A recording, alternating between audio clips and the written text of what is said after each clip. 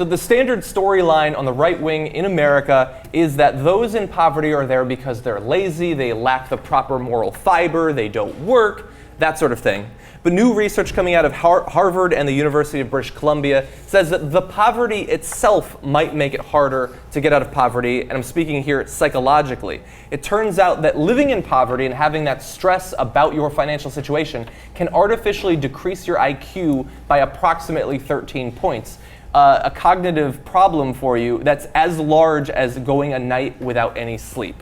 So this is obviously very controversial. We're going to read a couple quotes from the researchers, and then you guys let me know if you think that this might have something to it. So Jiaying Zhao is a professor at the University of British Columbia. She says, past research has often blamed poverty on the personal failings of the poor. They don't work hard enough, they're not focused enough.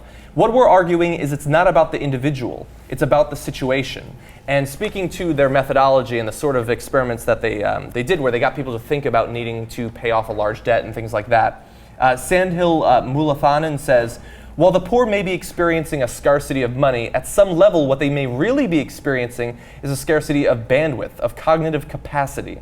It's the situation that's creating the stress. And they go on to talk about how this affects you, this just constantly thinking about money. I never knew that it could actually decrease your IQ or make it feel like you haven't slept in a day, but what do you think? I mean, I'm actually not that surprised by it. I mean, it's when you look at all of the negative things that stress does to your body, and this is essentially what it is. You're stressing about money, you're stressing about your financial situation.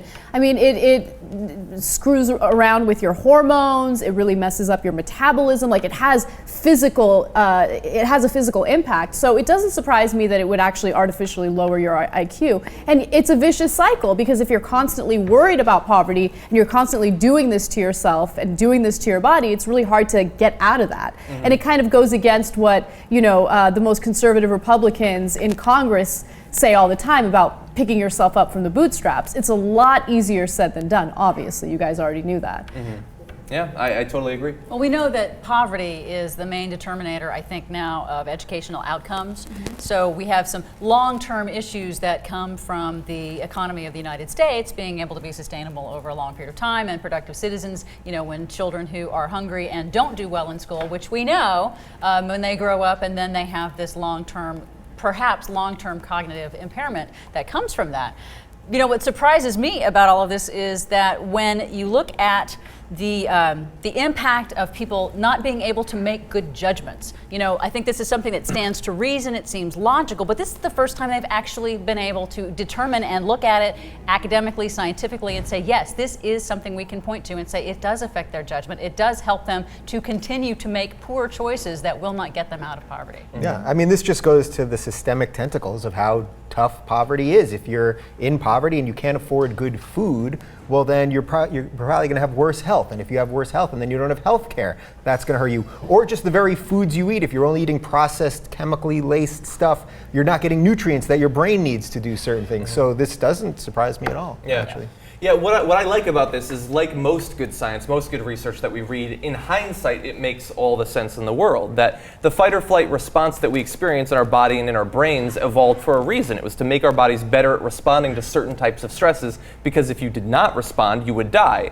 But we should expect that it has to have a negative toll in the long run, or else we would have evolved to feel that way all the time.